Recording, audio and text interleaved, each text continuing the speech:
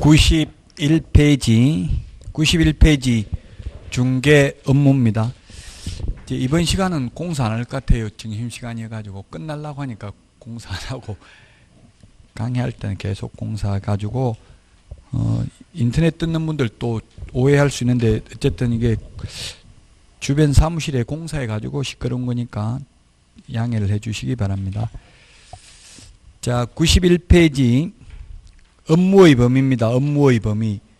업무 지역 범위가 있고요. 그 다음에 92페이지 중개 대상물의 범위가 있고 93페이지 겸업 제한이 있는데 지금 보니까 93페이지가 위에 많이 출제됐다고 되어 있잖아요. 그 어디가 중요한지 이걸 수업을 들어야 그래서 알 수 있다는 이야기예요. 혼자서는 알기가 힘들어요. 자, 그러면 먼저 업무 범위를 보도록 하겠습니다. 업무 범위. 업무의 범위가 있는데 업무 범위 중에서 첫 번째 업무 지역 범위입니다. 업무 지역 범위. 업무 지역 범위 중개대상물 범위는 시험에 거의 안 나옵니다. 업무 지역 범위는 법인인 개업 공인중개사와 그 다음에 공인중개사인 개업 공인중개사, 그 다음에 법 7638호 부칙 제6조 2항의 규정에 의해서 등록을 한 것으로 보는 자, 소위 중개인이라고 불렀죠. 이 중개인이라고 부르는 거, 이거와 관련된 건 시험에 거의 안 나옵니다. 왜냐하면 부칙으로 갔다는 이야기예요. 그 중요하지 않고 부수적인 규칙이라는 이야기, 중요하지 않는 거, 이것도 지금 부칙이 아니라 2006년도 부칙입니다. 이미 14년 전에. 그래서 시험에는 거의 안 나오지만 어쨌든 여러분들은 이제 공인중개사인 개업 공인중개사가 되니까 업무 지역이 전국입니다. 어디에서 자격증을 취득하든지 전국적으로 다 할 수 있다고요. 서울에서 자격증을 취득해도 제주도에 가서 중개업을 할 수도 있어요. 제주도에 가서 물론 할 수도 있고 서울에서 제주도에 있는 물건을 중개할 수도 있습니다. 전국 어디에 있는 물건 다 가능합니다. 근데 이제 중개인이 문제입니다. 중개인은 원칙이 같은 시도에 있는 물건만 중개할 수 있습니다. 시도. 세종특별자치시는 우리 공인중개사법상은 시군구에 들어가고 시도에 들어가지 않아요. 그럼 만약에 중개인이 세종특별자치시에 사무소가 있다면 충청남도에 있는 중개사물에 한하여 중개행위를 할 수 있다는 이야기입니다. 원칙. 다만 중개인도 예외적으로 부동산 거래정보망에 가입하고 가입한 정보망을 이용을 하여 중개행위를 하는 경우에는 그 정보망에 공개된 물건에 한하여 업무지역 바깥에 있는 것도 가능합니다. 자, 이를 위반했을 때 업무지역 범위를 위반한 중개인의 경우에 6월 이하의 업무정지 사유입니다. 그런데 중개인은 공인중개사법을 공부한 적이 없죠. 그래서 이런 업무지역 범위가 있는 줄도 모르고 위반하면 업무정지 처분 받는 줄도 모릅니다. 그래서 현실적으로 업무정지 받은 사례도 없습니다. 왜 이걸 없애지 않고 있냐? 없애버리면 지금 자격증을 따가지고 개업한 사람이나 자격증 없이 옛날에 하던 사람하고 차이가 전혀 없죠. 그래서 형식적으로만 있는 조문입니다. 따라서 시험에는 거의 나오지는 않습니다. 그 다음에 두 번째 중개대상물의 범위도 마찬가지입니다. 우리 법조문에 중개대상물의 범위라고 따로 규정된 바가 없습니다. 중개대상물의 범위가 따로 규정된 바가 없다. 따라서 과거의 시험에 중개인은 토지, 건축물, 그 밖의 토지의 정착물에 한하여 중개행위를 할 수 있다. X입니다. 즉 중개인도 임목, 공장재단, 광업재단 중개행위를 할 수 있다는 이야기입니다. 중개인은 자격증 안 땄으니까 토지, 건축물만 할 수 있다. 이렇게 하면 X라고요. 중개인도 임목, 공장재단, 광업재단도 다 가능합니다. 자, 이게 3번이 중요하다고요. 3번. 법인의 겸업제한. 법인의 겸업 제한입니다. 이게 중요하다. 우리 핵심 비교 정리 프린터는 24번에 있죠? 24번에 있습니다. 법인의 겸업제한. 우리 교과서는 법인의 겸업제한이 93페이지에 있습니다. 자, 93페이지 맨 위에 법조문 법 14조에 있는데 법인인 개업공개사는 1항 다른 법률에 규정된 경우를 제외하고는 중개업 및 다음 각 호에 규정된 업무와 제2항에 규정된 업무 외에 다른 업무를 할 수 없다. 각 호가 5번까지 있고 2항이 하나 더 있으니까 총 6개죠. 그래서 우리 핵심 비교 정리 프린터 24번에는 6개가 있잖아요. 할 수 있는 업무가 이 6개 빼고는 못한다는 이야기입니다. 중개업은 당연히 할 수 있겠죠. 본래 업무니까. 그럼 이렇게 한 취지가 뭐냐면 골목 상권 보호를 위해서 그렇다고요. 대형 법인이 들어와서 무한 경쟁을 하게 되면 우리 개인 정보업소 다 망한다고요. 그래서 일본만 해도 지금 빅브라더라고 해서 빅브라더 조지 오웰의 소설 큰형님이라는 뜻이잖아요. 빅브라더스라는 말이. 그래서 지금 일본만 해도 빅브라더들이 전부 다 큰 회사들이 매매는 독점하고 있습니다. 그러면 건물 택지 주임이라고 해서 영세한 개인 개업공개사들은 월세 중개밖에 못해요. 그래서 다른 나라들은 전부 다 큰 법인이 다 주도하고 있습니다. 얼마 전에 뉴스에 보니까 미국의 중개법인이 보너스를 200억을 직원들한테 줬다 이런 게 나오더라고. 한 사람당 6천만 원 이상 돌아가게. 중개법인이었어요. 우리나라에는 그런 중개법인이 없죠. 큰 회사가. 그래서 외국에는 큰 법인들이 있는데 우리나라에서는 지금 개인 개업공개사들을 보호하려고 골목상권 보호하려고 이렇게 외국 법인 못 들어오도록 하려고 이런 규제를 하고 있다고요. 그래서 여기서 겸업할 수 있는 건 돈 안 되는 것만 겸업할 수 있어요. 돈 되는 건 못하게 하고 있어요. 그러니까 돈이 안 되니까 외국 법인이 들어올 수가 없는 거예요. 직원 월급도 못 줘요. 잘못하다가는. 근데 만약에 그러면 우리 법에 그런데 외국 법인만 안 된다 이런 말이 없죠. 우리나라 법인도 마찬가지예요. 왜 외국 법인만 안 된다고 하면 그건 WTO에 제소당합니다. 불공정 무역행위로. 그래서 외국 법인 이런 말 없고 그냥 법인이라고 했어요. 근데 사실상은 외국 법인을 견제하기 위한 수단이다. 이런 거는 그냥 제가 취지를 이런 거는 논문 쓰거나 대학원 시험에는 이렇게 저처럼 이런 말을 하면 되지만 우리 시험에는 이런 말 전혀 안 나오고 결론만 나와요. 뭘 겸업할 수 있냐 없냐 이것만 나와요. 자, 1호에 보니까 93페이지 맨 위에 상업용 건축물 및 주택입니다. 따라서 시험에 상업용 건축물 및 주택 외에 농업용 건축물, 공업용 건축물 X 이렇게 출제됐어요. 상업용 건축물 및 주택의 임대 관리 등 부동산의 관리 대행입니다. 임대업은 안 됩니다. 관리 대행만 됩니다. 개인 개업공개사는 임대업 해도 되죠. 법인은 임대업을 못 한다고요. 자, 그 다음에 임대업도 안 되고 실제 돈 되는 거는 임대업을 해야 돈이 되거든요. 임대업은 하면 월세를 한 4, 50만 원 받잖아요. 보통 월세는 지금 강남에 최고 비싼데도 원룸이 60만 원이더라고요. 시골에 싼 지역에 가도 거의 한 30만 원 이상은 내야 돼요. 웬만하면. 월세는 차이가 별로 없어요. 서울 강남이나 어느 지역이든. 시골이 더 비싸다고요? 한 20만 원 받아요, 시골은? 아니, 시골이 더 낫다는 건 뭐예요?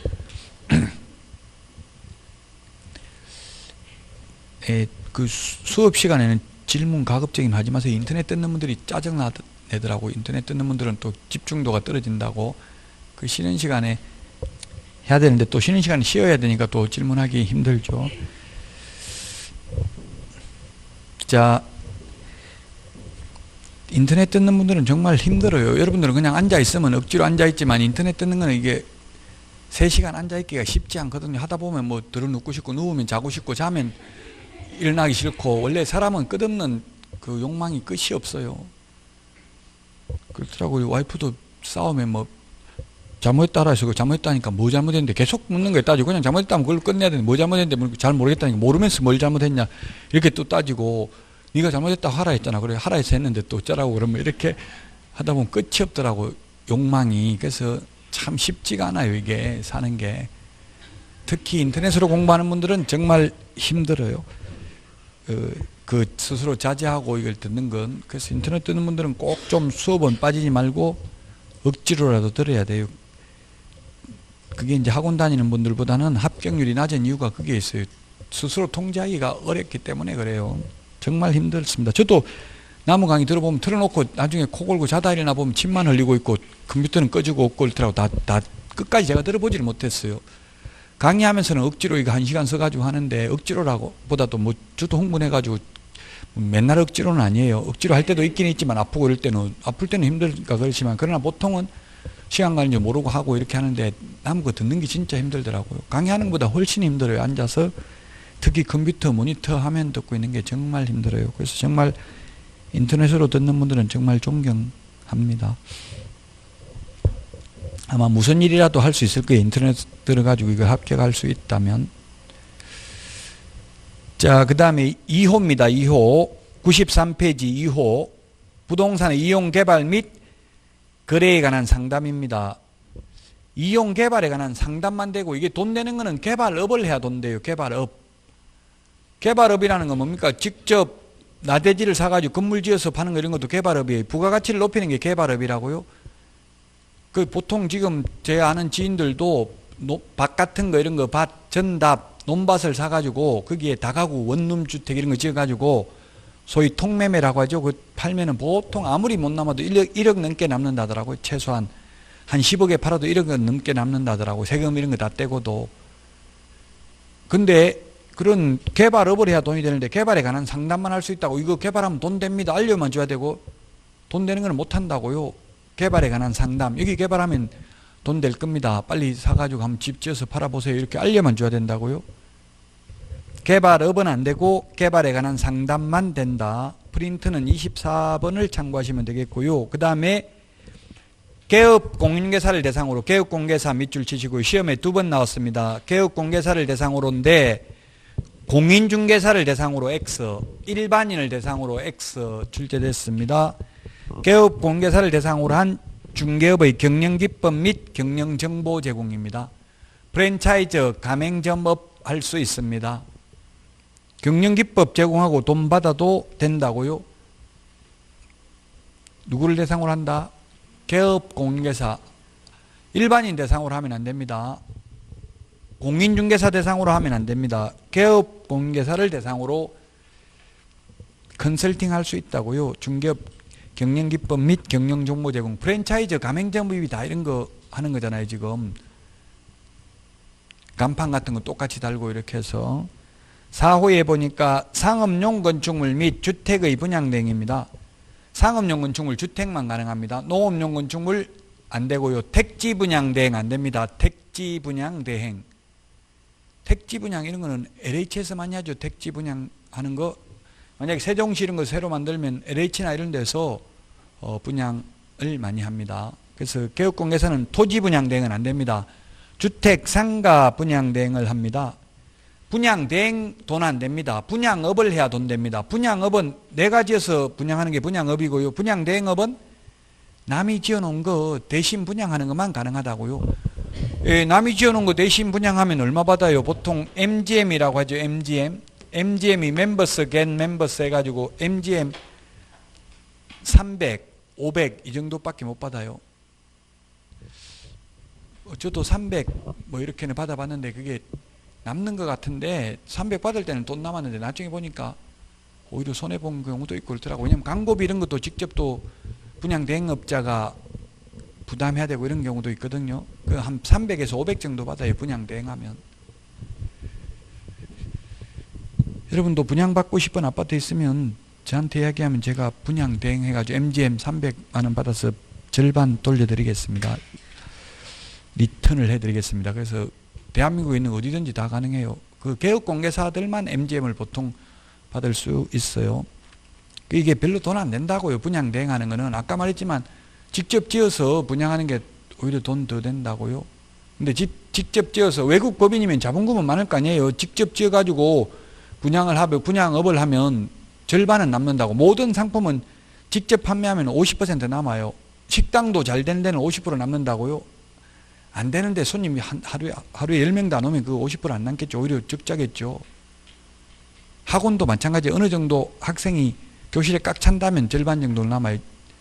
예, 그래서 뭐든지 어느 정도 정상적으로 영업이 된다면 절반은 남는다고요. 50%는. 근데 분양 대행업을 하면 그렇게 큰 돈이 안 된다고요. 남이 지어놓은 거 분양 대신할 수만 있습니다. 그것도 상업용건축물 주택만 가능하고 택지 분양 대행은 안 됩니다. 5호 그 밖에 대통령령으로 정하는 게 뭐냐면 도배업체, 이사업체 소개하는 것만 가능해요. 즉 용역 알선업만 할 수 있고 용역업은 안 됩니다. 직접 도배 이사업체 운영하는 건 안 됩니다. 소개하는 것만 된다고요. 이사업체 직접 운영하는 사장님이 제 강의를 듣고 합격했습니다. 그분은 50% 남는다고 저한테 말씀하시더라고요. 그래서 제가 이해가 안 되는데요. 인부들 월급 주고 나면 50% 안 남을 것 같은데 해도 남는다 하더라고요. 저도 지금도 이해는 잘 안 돼요. 근데 어쨌든 뭐 그분은 사다리차 이런 것도 직접 다 사가지고 있나 보더라고요. 그럼 감가상각비 이런 거 뭐 직원 월급 이런 거 다 계산하면 안 될 것 같은데 어쨌든 그분은 된다더라고요. 직접 이삿짐 센터를 운영하면. 그럴 수도 있어요. 뭐 어디 전단지 같은 데 오는 거 보면 30만 원 이사 가능하다고 했는데 실제 견적 내면 다 100만 원 넘죠, 대부분. 그래서 절반이 남나 봐요. 그 뭐 인부들 일당하고 그 차 감가상각 이런 것밖에 없잖아요. 자기 차라면. 어쨌든 그렇게 직접 운영하는 게 돈이 되는데 이삿짐 센터 소개하면 저는 2만 원부터 최고 많이 받은 게 한 10만 원 받아봤어요. 거의 2만 원, 3만 원, 5만 원 정도밖에 안 줘요. 이삿짐 차 알선하면 중개사무소에 가면 원탁에 보면 이삿짐 차 명함 많이 있어요. 그거 가져가서 이용을 하면 개업공개사한테 2만 원 이상은 줘요. 주기는. 돈 안 되잖아요. 그거 몇만 원 받아가지고는. 그래서 도배업체도 직접 운영해야 돈이 되는데 소개하는 것만 된다고요. 도배업체 이런 건 소개하면 한 10% 정도 받아요. 리모델링 하는 거. 그러면 완전히 새 집으로 만들면 한 3천만 원 정도 들어가잖아요. 오래된 거 20년, 30년 된 집을. 그러면 300만 원 정도 받는다고요. 소개비를. 근데 직접 운영하면 더 받아요. 예, 그 직접 이삿짐 센터 운영하는 건 안 된다고요. 외국 대형 법인이 이삿짐 센터 큰 거 운영하면서 자기 손님들은 50% 할인해 준다 이렇게 해가지고 일반 국민들이 진짜 이사 비용이 50% 할인이라는 걸 체감하게 되면 그렇게 몰려갈 수도 있잖아요, 스스로. 예를 들면 우리나라에 뭐 국민은행이나 이런 데서 중개법인을 하려고 이마트 이런 데서 하려고 많이 해요. 아직은 안 하는데. 그런 건 다 그 지점망이 다 구축돼 있잖아요, 이마트 같은 경우. 그러면 그 분사무소 해가지고 2층에 중개 코너, 지금 2층에 뭐 대부 코너 이런 거 있잖아요. 대출을 해주는데 그런 것처럼 중개 코너 해가지고 지점 장실처럼 이렇게 만들어 놔도 되고요. 지금도 보면 VIP 손님들 상담하는 데 따로 있잖아요. 2층에 이런 데 보면. 예, 앞으로 그럴 가능성이 있다는 이야기입니다. 근데 지금은 좀 힘들어요. 돈 안 되는 것만 할 수 있기 때문에. 용역업은 안 되고 용역 알선업만 된다. 자, 그 다음에 동그라미 2번. 이 항이 뭐냐면 민사집행법에 의한 경매, 공매, 매수 신청 대리 또는 입찰 대리 할 수 있습니다. 경공매, 매수 신청 대리, 입찰 대리 할 수 있는데 이건 중개인은 안 됩니다. 요것만 중개인이 안 됩니다. 우리 프린트에 보면 동그라미 6번은 중개인 불가라고 돼 있죠. 그럼 이거 6번 빼고 나머지는 중개인도 다 겸업할 수 있는 거예요. 즉 개인은 당연히 여기에 있는 6가지 업무를 다 겸업할 수 있고 법인은 이 6가지만 겸업할 수 있는 거예요. 법인은 이 6가지만, 개인은 이 6가지도 할 수 있고 다른 업무도 할 수 있다. 개인개업공개사는 담배 팔아도 된다 했어요. 중개사무소에서. 법인은 담배 못 팔죠. 개인은 자본금이 없기 때문에 이삿짐 센터 직접 운영해도 상관없어요. 근데 법인은 큰 회사가 되면은 경쟁력이 개인 개업공개사가 떨어질 가능성이 많잖아요. 그래서 이렇게 겸업을 제한하고 있다. 이렇게 겸업을 하고 받는 수수료는 중개보수가 아닙니다. 따라서 많이 받아도 공인중개사법 위반이 아닙니다. 겸업하고 받는 수수료는 중개보수가 아니다. 자, 그래서 97페이지 이런 식으로 기출문제 30회 29회 때 다 출제됐죠. 이런 식으로 출제됐다고요. 겸업할 수 있는 것, 오히려 거기 1번이 더 쉬운 것 같네요. 그 2번 문제 한번 볼까요? 2번 문제. 겸업할 수 있는 업무를 모두 고른 것은 기역에 주택, 임대관리 등 부동산, 임대업 된다 했어요? 안 된다 했어요? 돈 되는 건 안 된다 했잖아요. 임대업은 안 되고 임대관리대행. 임대업을 하면 4, 50만 원, 뭐 3, 40만 원 받는데 임대관리대행 저는 한번 해봤는데요. 다가구 원룸주택 19가구 관리대행 하면 20만 원 받아요. 그럼 방 한 개에 10만 원씩 받아요. 그 대신에 월세 밀리고 이렇게 하면 그 독촉해가지고 받아줘야 되고요. 청소 같은 거 이런 거 계단 청소하는 거 이런 것도 청소업체 선정해가지고 신경 써주고 해야 돼요. 엄청나게 피곤하더라고. 만 원 받지만 그 보통 실장들한테 맡긴다고 실장한테 건물 그 한 동 관리하게 하는데 관리해봐야 한 개에 10,000원 정도밖에 못 받아요. 지금 최고 많이 받는 데가 5만 원 받아요. 하우징마트 이런 데가 방 한 개에 관리대행하면. 근데 월세는 받으면 50만 원 정도도 받을 수 있으니까 임대업 X입니다. 기업. 그 다음에 니은에 부동산 이용 개발업은 안 되지만 개발에 관한 상담업은 된다 했죠. 니은은 가능하고요. 디귿은 용역 제공, 용역을 계속 제공하면 용역업이에요. 용역업은 안 되고 용역 알선업만 됩니다. 쉽게 말하면 도배이사업체를 직접 운영하는 건 안 되고 도배이사업체 소개하는 거는 가능합니다. 소개하는 것도 가능하고 소개업을 하는 것도 가능해요. 소개를 계속 반복하면 소개업이 되겠죠. 알선을 계속 반복하면 알선업입니다. 그 디귿도 안 됩니다. 리을의 상업용 건축물이나 주택 분양 대행은 가능하죠. 분양 대행은 가능하고 분양업은 안 됩니다. 그 다음에 지금 조금 전에 이게 공사하던 분들이 용역 제공하는 거예요. 용역 노무를 제공하는 거 쉽게 말하면 노가다가 용역이죠. 용역. 저분들은 시간 칼같이 지키잖아요. 지금 점심시간 공사 절대 안 하잖아요. 지금 요즘은 노가다 돈대요. 저도 따라가 봤어요. 시다발이 하는데 따라가 봤다고 이게 시험 끝나고 얼마 받았냐면 저는 7만 원 받았어요. 아무 기술이 없으니까 7만 원 받으니까 이 용역 알선 업체에서 10% 떼더라고요. 7천 원 떼고 6만 3천 원 받았어요.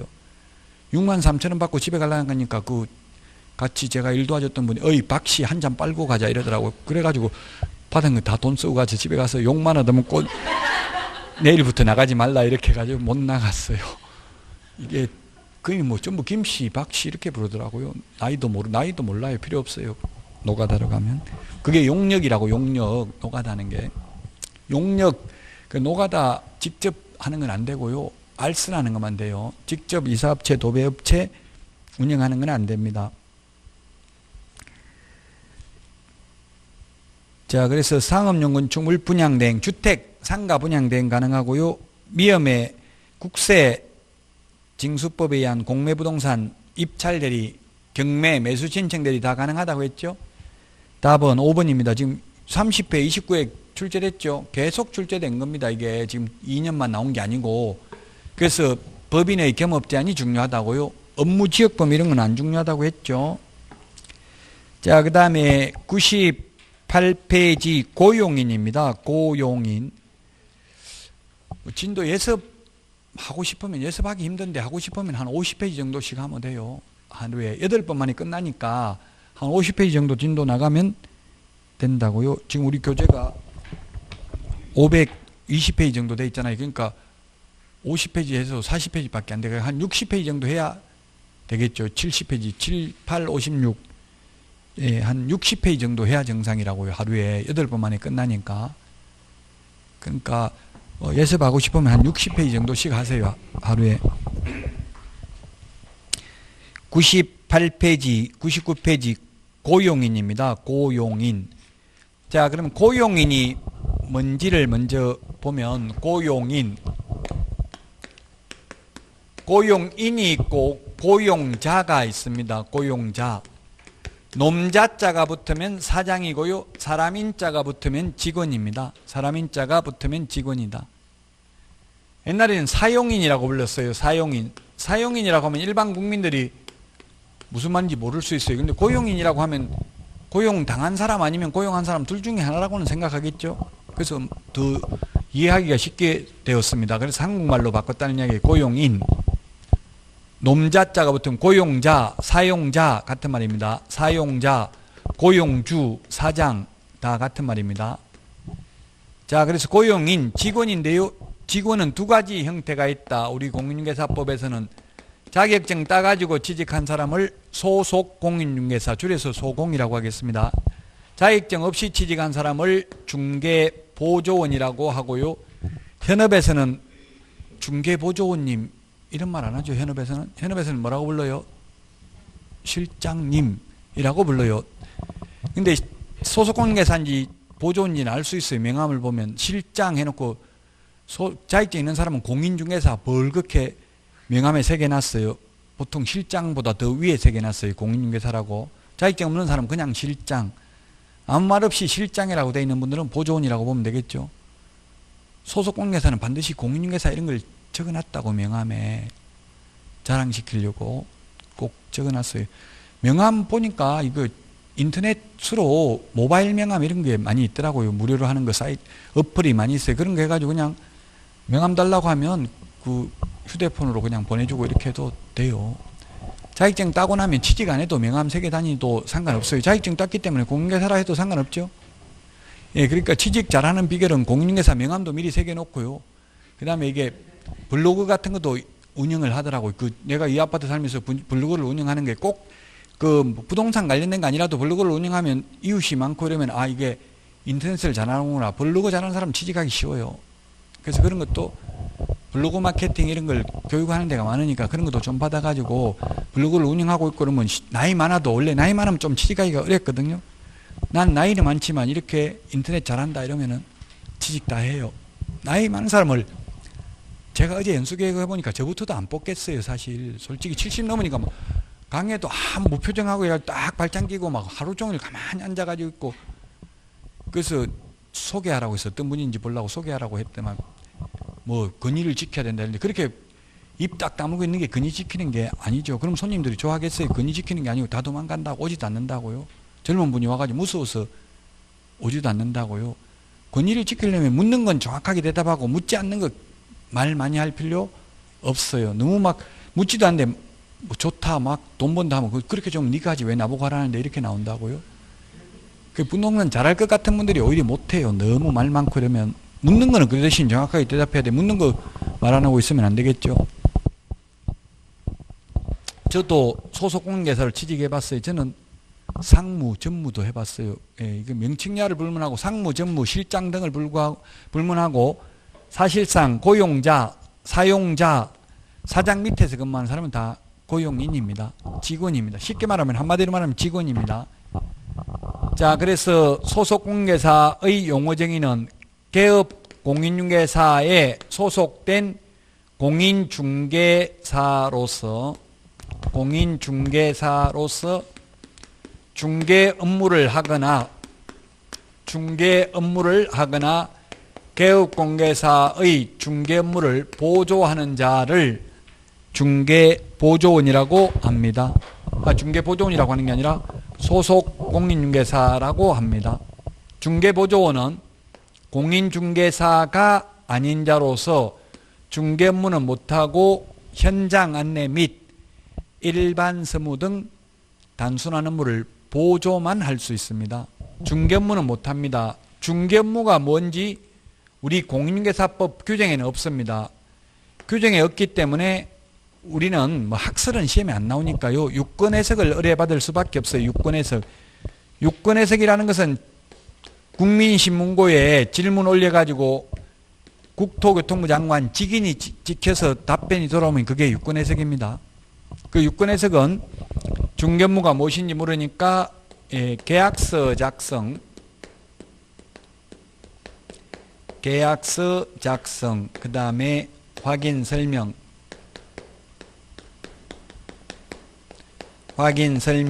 그 다음에 확인 설명서 작성.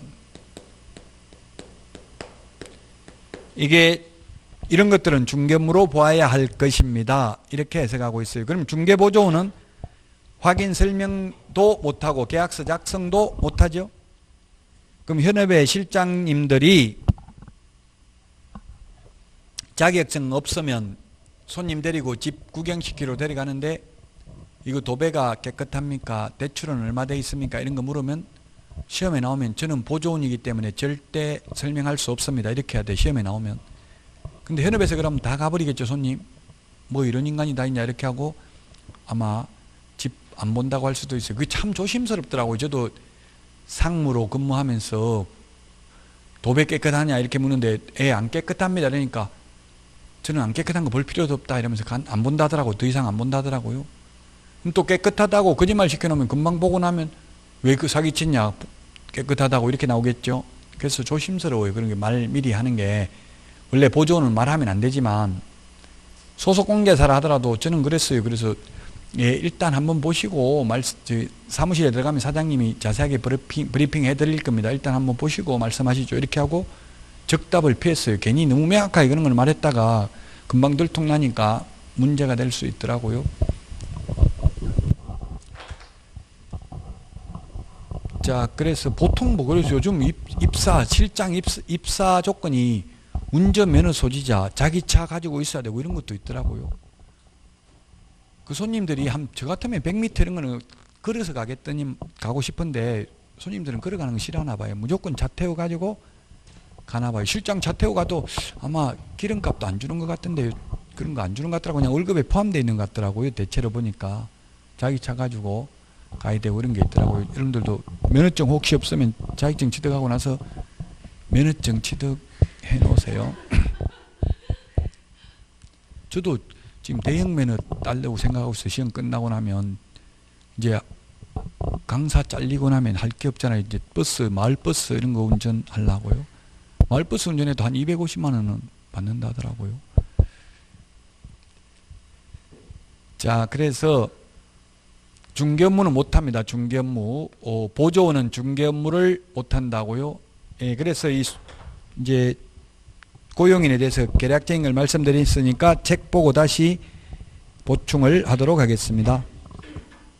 98페이지 개업공개사의 업무와 고용인인데 고용인 99페이지 고용인의 업무 범위가 있습니다. 고용인의 업무 범위. 자, 그 법 15조를 한번 읽어보겠습니다. 박스 법 15조.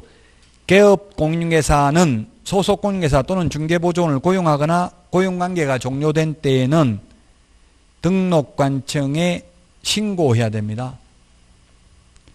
2항 소속공인중개사 또는 중개보조원의 업무상 행위, 업무상 밑줄 치세요. 업무상.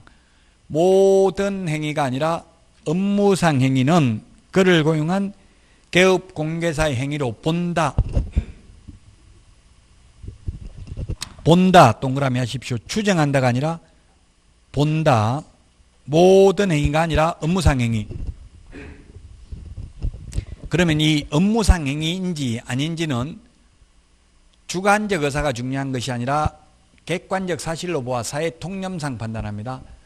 공인중개사법에서는 주관적이라는 말 들어가면 무조건 X입니다. 전부 객관적입니다. 주관식 시험이 아니고 지금 무슨 시험이에요? 객관식 시험이죠.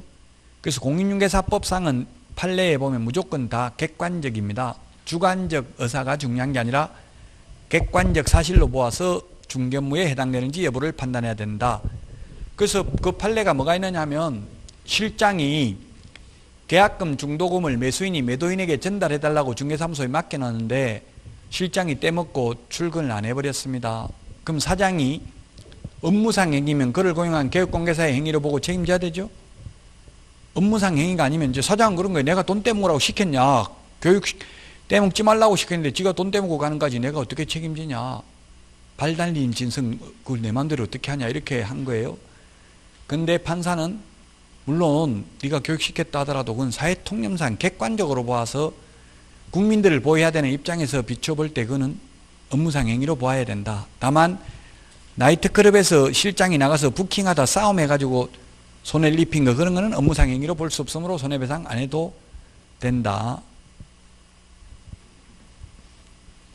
자, 99페이지 양가로 1번 고용인의 범위. 고용인은 두 가지가 있다. 소속공개사, 중개보조원.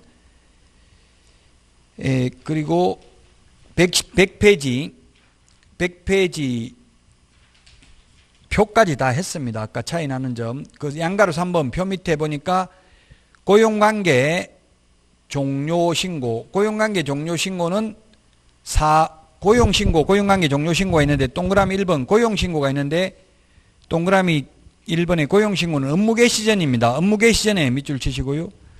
업무 개시 전에 신고를 해야 됩니다. 업무 개시 전에. 근데 101페이지 세 번째 줄에 보니까 고용관계 종료 신고는 업무 개시 전에 하는 게 아니라 사후 10일 이내 합니다. 표 밑에 있네. 동그라미 2번에 있네요. 표 밑에 10일 이내, 사후 10일 이내입니다. 자, 고용 신고는 업무 개시 전에, 고용관계 종료 신고는 고용관계가 종료된 후 사후 10일 이내. 왜냐하면 그만두는 건 미리 신고가 할 수가 없어요. 왜냐하면 직원이 사이좋게 저 그만둡니다. 미리 예고를 하면 좋은데 보통은 사장하고 사이가 안 좋아서 싸우고 나가는 경우가 대부분이거든요. 그래서 여러분들이 만약에 직원으로 취직하려면 사실은 고용계약서를 적어야 되는데 사장 보고 고용계약서 안 적으면 근무 안 할 겁니다 하면 근무 나오지 말라고 해요. 그 직원 입장에서는 뭐 요구할 수가 없어요. 취직하는 게 우선이니까. 원래는 제가 사장이라면 저는 고용계약서 적습니다. 뭐 월급은 언제 준다, 뭐 언제 무슨 통장을 준다, 몇 대 매수로 한다, 몇 대 매수로 할 때 뭐 총매출인지 순이익인지 이런 걸 미리 정해야 된다고요. 그럼 사장이 말할 때는 다 준다 해놓고 나중에 자기 마음대로 계산해버리고 다 안 주는 경우가 많아요. 그래서 여러분들이 직원으로 취직하려면 휴대폰에 다 녹음해 놓으라고, 그 사장이 말하는 거. 녹음하면 불법이 아니에요. 예, 자기가 대화자로 참석해야 되죠. 그럼 예 사장님 이런 말만 한 번씩 하면 돼. 중간에 취임새만 넣으면 돼. 아, 네 사장님 알겠습니다. 뭐 이런 거 해놓으면 녹음해놔도 돼. 내가 대화자로 참석했기 때문에 그건 불법이 아니에요. 몰래 녹음해도. 증거는 수집해 놓으라고. 그렇다고 뭐 그거 가지고 나중에 뭐 하라는 게 아니라 일단 나중에 내가 불리하면 증거가 있어야 되거든요. 증거 없으면 내가 그런 말 한 적 없다 사장이 해버리면, 입증 못하면 판사는 진실을 판결한 사람이 아니라 오로지 증거만을 볼 뿐입니다. 그래서 나한테 유리한 증거는 남기고 불리한 증거는 없애는 연습을 하셔야 됩니다. 저는 그래서 중요한 내용은 이런 거 문자 카카오톡으로 안 합니다. 나한테 불리한 증거로 남을 거는 절대로.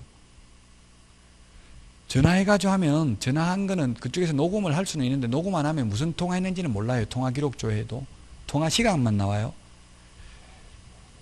자, 결론은 고용신고는 업무 개시 전에 해야 되고요. 고용관계 종료 신고는 사후. 미리 그만둔다 말 안 하고 갑자기 그만두면 사후 10일 이내에 신고해야 된다. 이런 고용신고나 고용관계 종료 신고를 안 하면 그 밖에 이 법 또는 이 법에 의한 명령 위반으로 업무 정지 사유입니다. 102페이지 고용관계 종료 신고, 그 다음에 소속관계사 인장 등록을 하는 방법이 세 가지입니다. 뒤에 다시 나옵니다. 그때 말씀드리겠지만 앞에 우리 등록 신청하면서 할 수 있었죠. 이 소속관계사 고용신고하면서 같이 해도 돼요. 그게 102페이지 오른쪽 맨 밑에 소속관계사 등록인장인이라고 돼 있죠. 도장 여기다가 찍어서 제출하면 그게 소속관계사 인장 등록하는 것이다. 또 뒤에 앞으로 나옵니다만 그게 하나가 더 뭐가 있느냐면 별도의 인장 등록 신고서에 의해서 하는 방법이 하나 더 있습니다. 그건 다음 주에 나오면 말씀드리고요. 그 다음에 103페이지 고용인의 업무상 행위에 대한 책임이 있는데, 업무상 행위인지 여부는 사회통념상 객관적으로 판단한다 했죠. 주관적으로 판단하는 게 아니고 객관적이라는 말이 그 양가로 이번에 동그라미 1번 판례가 있잖아요. 판례는 전부 객관적이다. 그 행위자 입장에서 판단하는 게 아니라 국민들 입장에서 판단한다는 이야기입니다. 객이 손님 객자죠. 손님 입장에서 판단한다고 주인 입장에서 판단하는 게 아니고. 자, 그 다음에 103페이지 민사책임, 손해배상 책임, 무과실 책임, 그 다음에 104페이지 부진정 연대채무, 그 다음에 동그라미 3번 구상권이 있고요. 그 다음에 양가로 2번 형사책임이 있고요. 벌금이라고 돼 있죠. 그 다음에 양가로 3번 행정상 책임이 있습니다. 행정상 책임이 있다. 자, 그러면 이 사장 고용자가 사장이죠. 개업공개사입니다. 고용주가 개업공개사입니다. 개업공개사는 민사 책임이 있고 그 다음에 행정상 책임이 있고요. 그리고 형사 책임이 있습니다. 형사 책임이. 그러면 직원이 잘못했으면 직원이 잘못했으면, 즉 실장이 잘못했으면, 다시 말하면 고용인이 잘못했으면 고용인은 잘못한 사람은 이 세 가지 책임이 당연히 있습니다. 근데 그 사장에게도 책임이 있다는 이야기. 사장에게도 판례가 있습니다. 직원이 잘못했을 때 사장에게만 책임이 있는 게 아니라 사장에게도 책임이 있다고요. 그래서 가령 민사 책임을 보게 되면은 민사 책임, 만약에 실장이, 우리 고용인이, 직원이 잘못해가지고 1억 원의 재산상 손해를 입혔으면 이 직원에게 1억을 청구할 수도 있고요. 국민들은, 의뢰인은. 그 다음에 그를 고용한 사장에게 1억을 청구할 수도 있습니다. 그렇다고 해서 손해가 1억 발생했는데 2억을 받을 수 있는 건 아니죠. 그래서 한 사람한테 먼저 받아버리면 나머지는 못 받아요. 그럼 주로 현실적으로 누구한테 받겠어요? 직원이 잘못했을 경우 직원한테 손해배상을 받겠어요? 아니면 사장한테 받겠어요? 현실적으로는? 현실적으로는 직원이 해주는 경우는 없습니다. 현실적으로 소송을 어떻게 하냐면 사장하고 그 다음에 이 사장이 가입한 보증보험이나 공제조합을 대상으로 공동피고로 해서 손해배상, 보통 협회공제를 많이 가입하죠. 그럼 협회공제조합하고 사장한테 소송을 제기합니다. 왜냐하면 현업에서는 직원들이 거의 도장을 안 찍어요. 현실적으로는. 그래서 직원이 했는지 아닌지 알 수가 없어요. 서류만 보고는. 그래서 당연히 사장하고 협회공제조합을 대상으로 손해배상 청구해서 승소 판결문을 받으면 협회공제금을 지급합니다. 공제금을 지급하면 사장한테 너가 갚아야 될 돈을 보험회사 내가 갚았으니 돌려달라고 요구한다. 그걸 뭐라고 불러요? 구상권이라고 합니다. 그러면 사장은 다시 직원에게 구상권을 행사할 수 있다. 구상권은 민법 용어입니다. 직원 너가 갚아야 될 돈을 사장이 내가 갚았으니 내가 갚은 돈을 돌려달라고 요구할 수 있는 권리를 구상권이라고 합니다.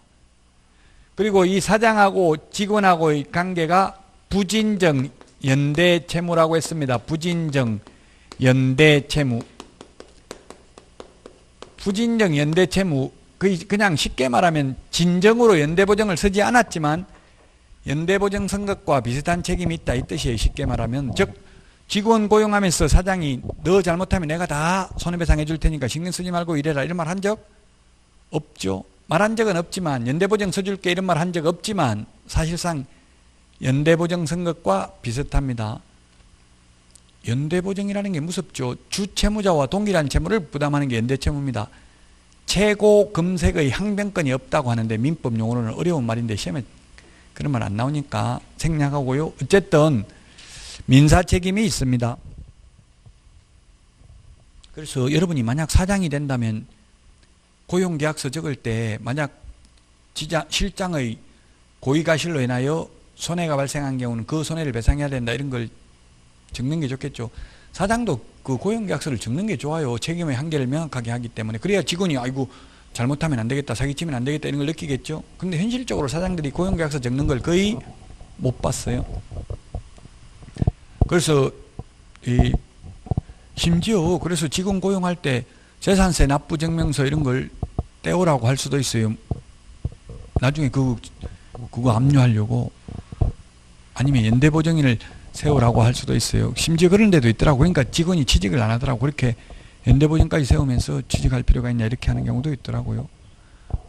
원칙으로는 책임져야 돼, 직원이. 근데 재산이 하나도 없으면 구상권 행사할 수가 없죠. 자, 이 민사 책임하고 행정상 책임은 무과실 책임이고요. 무과실 책임이고요. 형사 책임은 과실 책임입니다. 뭐가 더 무거운 책임이에요? 과실 책임, 무과실 책임 중에서? 무과실이 더 무겁습니다. 이게 무슨 말이냐면 직원이 잘못했으면 사장은 과실이 없어도 책임져야 된다. 과실 책임은 사장에게도 과실이 있는 경우에만 책임을 진다는 뜻입니다. 그래서 민사상 손해배상을 하는 것은 직원이 잘못했으면 사장은 자기 잘못이 없어도 손해배상해야 됩니다. 업무상 행위에 대해서는. 또 직원이 업무정지에 해당되는 위반행위를 했으면 사장은 자기가 업무정지에 해당되는 위반행위 안 해도 업무정지 당할 수도 있어요. 근데 형사책임은 뭐냐면 양벌규정이라고도 하는데, 양벌규정이라는 말은 양쪽을 다 벌한다 이 말이죠. 직원이 잘못하면 사장에게도 벌한다. 이거는 법 제50조에 있습니다. 개업 공인중개사가 고용한 소속공인중개사 중개보조원이 법 제48조 행정형벌, 다시 말하면 3년 이하의 징역이나 3천만 원 이하의 벌금, 1년 이하의 징역이나 1천만 원 이하의 벌금에 해당되는 위반 행위를 고용인이 직원이 한 경우에는 그 행위자를 벌하는 외에 그 개업 공인중개사에 대해서도 해당 조에 규정된 벌금형을 과한다. 해당 조에 규정된 이 말은 만약에 1년 이하의 징역이나 1천만 원 이하의 벌금이면 직원이 1천만 원 벌금 받았다고 해서 사장도 똑같은 1천만 원 받는 게 아니라 1천만 원 이하라고요. 해당 조에 규정된 벌금형을 과한다. 다만 개업공개사가 그 위반 행위를 방지하기 위하여 상당한 주의와 감독을 게을리하지 아니한 경우는 그러하지 아니하다. 104페이지 지금 양가로 이번에 있죠. 즉 상당한 주의와 감독을 게을리하지 아니한 경우는 그러하지 아니하다. 이 말은 과실이 없으면 양벌 규정 적용되지 않는다는 이야기죠. 과실이 있는 경우에만 형사 책임을 지게 됩니다. 그래서 형사 책임만 과실 책임이고 민사 행정상 책임은 무과실 책임입니다.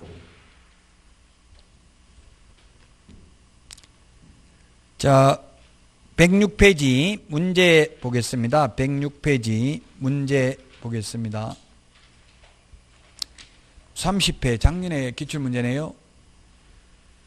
틀린 것은 했는데 중개보조원의 업무상 행위는, 즉 고용인의 업무상 행위는 그를 고용한 개업공개사의 행위로 추정하는 게 아니라 본다. 맞습니다. 모든 행위가 아니라 무슨 행위만?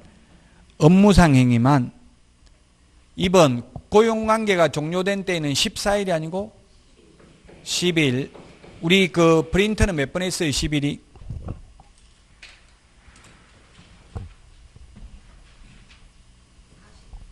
40번요? 40번에 몇 번 있어요? 몇 번에 있어요? 고용관계 종료신고 40번에 몇 번? 2번?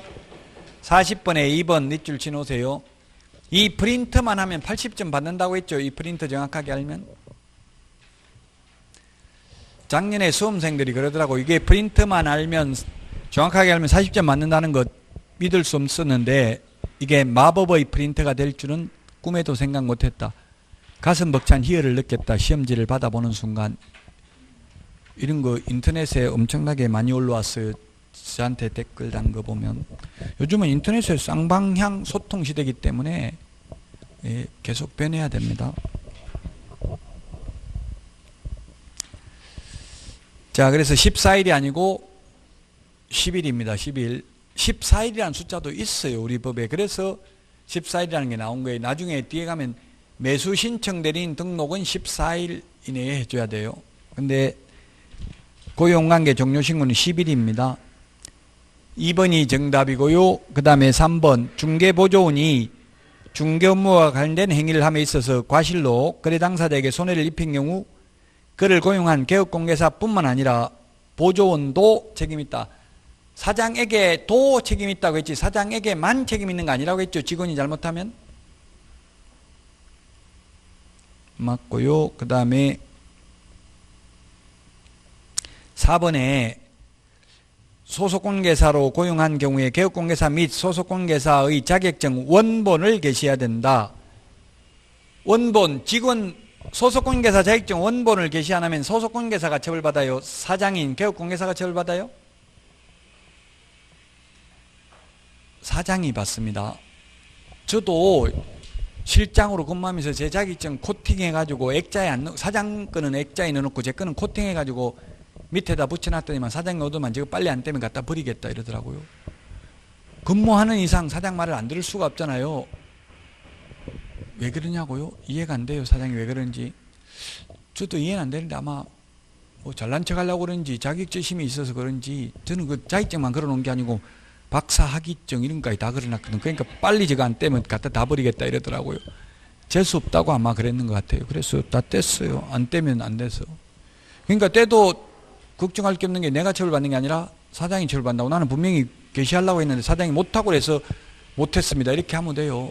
그래서 주어가 누구라고 돼 있어요. 지금 4번에 보니까 개업공개사가 이렇게 돼 있잖아요. 개업공개사가 게시할 의무가 있다 이 말이에요. 직원 자격증이라도 직원한테 있는 게 아니고. 자, 그 다음에 고용신고는 전자문서에 의해서도 할 수 있습니다. 고용관계 종료신고는 전자문서 할 수 있다는 말이 없어요. 그래서 시험에 나올 확률은 좀 희박한 게 지금 현실적으로는 고용관계 종료신고도 전자문서로 하고 있거든요. 하고 있기는. 근데 법조문에는 고용신고는 전자문서로 할 수 있다고 되어 있는데 고용관계 종료신고는 전자문서로 할 수 있다는 말이 없다고요. 그 국토부의 입군 해석을 의뢰하니까 현실적으로 하고 있는데 법조문에는 없는데 시험에 나오면 어떻게 답해야 됩니까? 물으니까 그런 거 시험에 안 나옵니다 이러더라고. 그럼 만약에 나오면 어떻게 하냐. 그런데 나는 강사기 때문에 말을 정확하게 해야 된다. 그래도 알려달라 하니까 그럼 법조문대로 하세요. 그 현실적으로 하는 거 시험에 내는 게 아니라 법조문대로. 그래서 고용신고는 전자문서 가능하고 고용관계 종료신고는 전자문서 안 된다라고 해야 됩니다. 시험에 나오면. 자, 여기까지 해서 고용인까지 했습니다. 고용인 시험에 한 문제 나오고 법인의 겸업제한 시험에 한 문제 나오고요. 그 다음에 결격사유, 개업공개사 등의 결격사유 시험에 한 문제 나오고요. 그 다음에 등록 절차에서도 한 두 문제 정도 나옵니다. 그 법인의 등록 기준, 그 외에 기타 한 문제에서. 그래서 오늘 한 내용이 5문제 정도 시험에 출제됩니다. 좀 더 하고 싶어도 지금 계속 공사를 해가지고 이거 시끄러워가지고 하기가 좀 힘들 것 같은데요. 한 주 동안 건강하게 잘 보내시고요. 다음 주에 찾아뵙도록 하고 마치겠습니다. 수고하셨습니다.